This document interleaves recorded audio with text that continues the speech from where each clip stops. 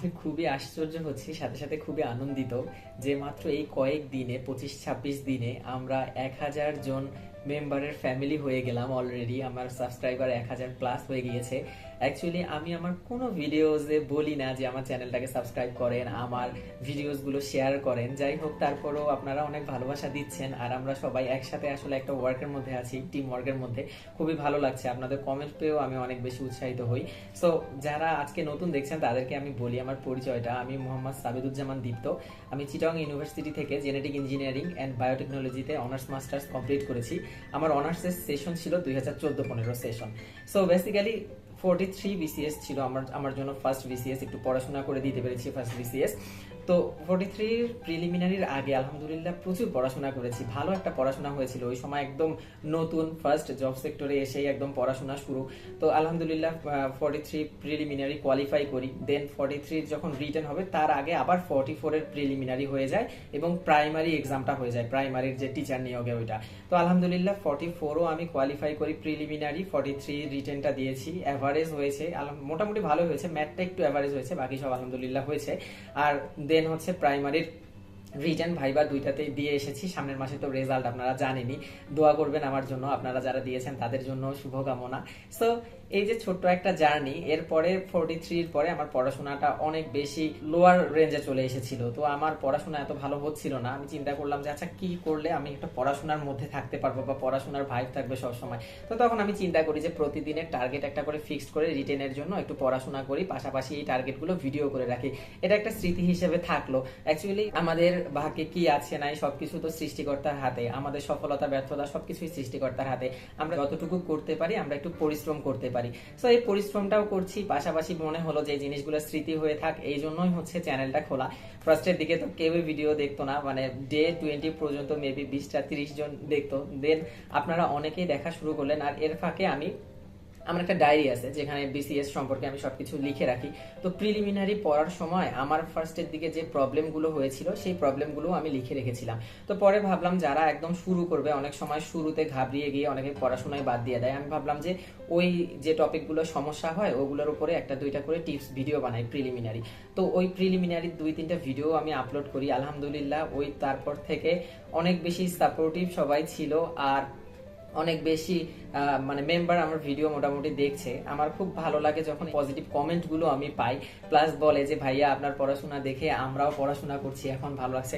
তো আলটিমেটলি আমরা সবাই মিলে এখন চেষ্টা করছি, এখন যেহেতু আমরা পরিবার হয়ে গেছি, এতদিন আমি একাই ছিলাম, এখন আপনারা আমার সাথে আছেন, আমরা সবাই ইনশাআল্লাহ ভালোভাবে চেষ্টা করবো একটু পড়াশোনা করার। আল্লাহ তাআলা উত্তম পরিকল্পনাকারী, অবশ্যই তিনি যা দিবেন তাই আমাদের জন্য মঙ্গলজনক, কিন্তু আমরা পরিশ্রমটা অন্তত করতে পারি। সো এই জন্যই আমার চ্যানেলটা অ্যাকচুয়ালি খোলা। তো এখন তো দেখতে দেখতেই আমরা 1000 প্লাস মেম্বারের হচ্ছে ফ্যামিলি। এখন আমরা সবাই মিলে একসাথে ইনশাল্লাহ পরিশ্রম করব। আর এখন পরিশ্রমটা আসলেই করা ছাড়া আপাতত করার কিছুই নাই, এই জন্য হচ্ছে এই চ্যানেলটা খোলা। তা আমি সবশেষে ধন্যবাদ দিতে চাইবো সবাইকে, অসংখ্য ধন্যবাদ, কারণ আপনারা এইভাবে সাপোর্ট করছেন আর আপনাদের এত পজিটিভ কমেন্টে আমিও ইন্সপায়ার্ড হই, আপনারাও ইন্সপায়ার্ড হয়ে পড়াশোনা করেন। আমরা একসাথে ইনশাল্লাহ অনেক দূর এগিয়ে যাব, অনেক ভালো কিছু হবে ইনশাল্লাহ। সো সবাই ভালো থাকবেন, আবারও ধন্যবাদ। আজকে টার্গেটটা ফিক্সড করে ফেললাম।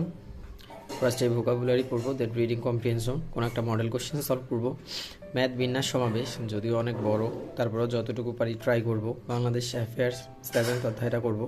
টিএম পার্ট মানে তো আপনারা জানেনই আমার টানা মুখস্থ পার্ট, বিভিন্ন স্ট্যাটিস্টিক্যাল ডাটাগুলো, প্রামাণ্য সংজ্ঞাগুলো লিখে রেখেছি আমি আলাদাভাবে, ওগুলো মুখস্থ করার ট্রাই করবো একটু একটু করে। আর নিউজ দেখবো। আর 1000 সাবস্ক্রাইবার তো হলোই আলহামদুলিল্লাহ, ধন্যবাদ সকলকে আবারও। তো ঠিক আছে, আমার জন্য শুভকামনা। শুরু করছি। ভোকাবুলারি, রিডিং কম্প্রিহেনশন, এই দুটো ডান। এই রিডিং কম্প্রিহেনশনে তুলনামূলক অনেক বেশি টাইম লাগে, এটা একটা টাইম কনজিউমিং জিনিস। যাই হোক, এটা পরে শেষ করলাম। এখন ম্যাথ বিন্যাস সমাবেশটা শুরু করব। আর দাদু চলে এসছে অলরেডি। সো আমরা এখন একসাথে একটু পড়াশোনা করব। যাই হোক, আলহামদুলিল্লাহ এক বসায় বিন্যাস সমাবেশটা শেষ করতে পারলাম। ফ্যাক্ট হচ্ছে আগে এই অধ্যায়ের 4-5টা অঙ্ক করতে যে মাথা কি পরিমাণ ব্যথা করতো, এখন একটু মোটামুটি আয়ত্তে এসে যাওয়ায় এই অধ্যায়টা এখন করতে ভালোই লাগে আমার। ম্যাথ বিন্যাস সমাবেশ শেষ, 2টা পার হয়ে গেছে। গোসল করে নামাজ কালাম পড়ে নেই, খাওয়া দাওয়া করে নেই, দেন ফিরে আসছি ইনশাআল্লাহ।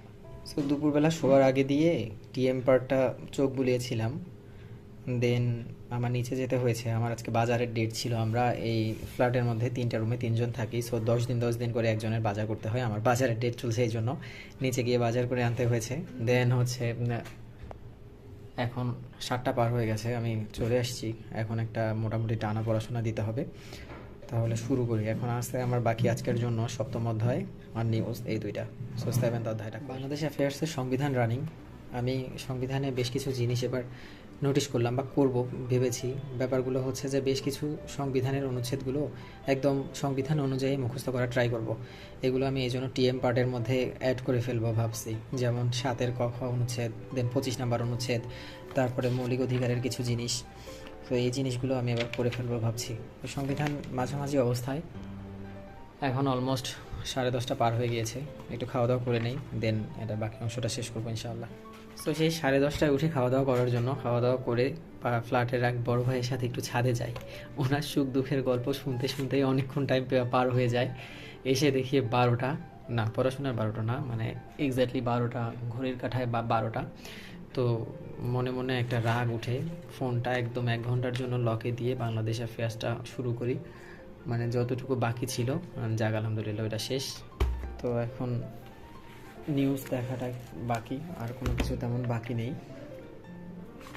ওই আমার রুটিনটা, টিএম পার্টটা এই যে বসে বসে পড়ছিলাম এতক্ষণ, টিএম পার্ট 7ম অধ্যায় শেষ। এখন নিউজ দেখে একটু নোট করে শুয়ে পড়বো। সো 1000 সাবস্ক্রাইবার, আবারও সবাইকে ধন্যবাদ। সবাই ভালো থাকবেন ইনশাআল্লাহ। আমরা ফ্যামিলি মেম্বাররা মিলে কালকে থেকে আবার জার্নি শুরু। আল্লাহ হাফেজ।